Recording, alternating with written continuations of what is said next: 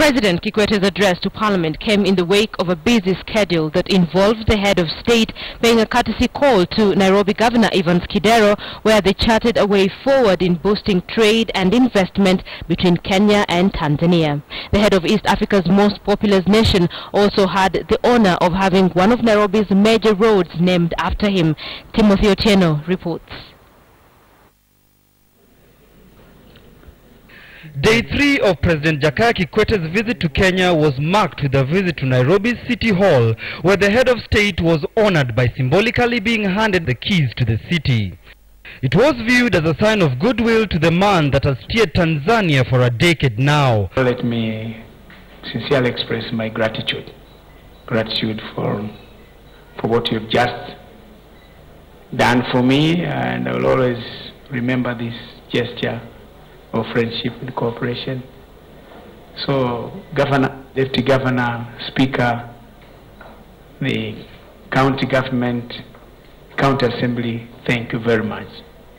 Flanked by a delegation of Tanzanian government officials, the president pledged to be an ambassador to the city, highlighting the capital's investment potential even after he vacates office later this month. It's a special honor for us that probably Nairobi is the last city that you're visiting as president. Kikwete later visited one of the largest automobile assembly plants at the General Motors East Africa headquarters in Nairobi. There, he commissioned an assembly line destined to reach Tanzania in a few days.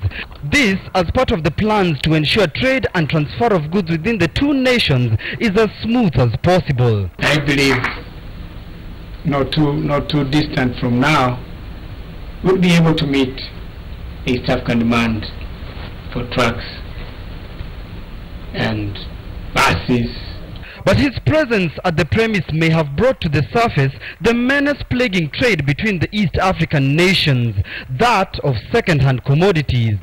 Ultimately, if we have to develop our industries, we must find a way of getting out of second-hand at some stage. That we have to do. Really what we want to do is to find a way of making sure that our businesses continue to access the East African market unhindered across the 5 countries.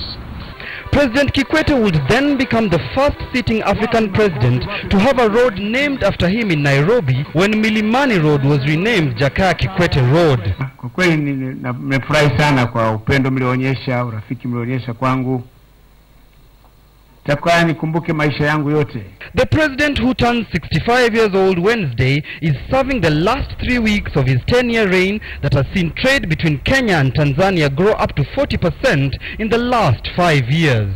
Otieno, KTN News.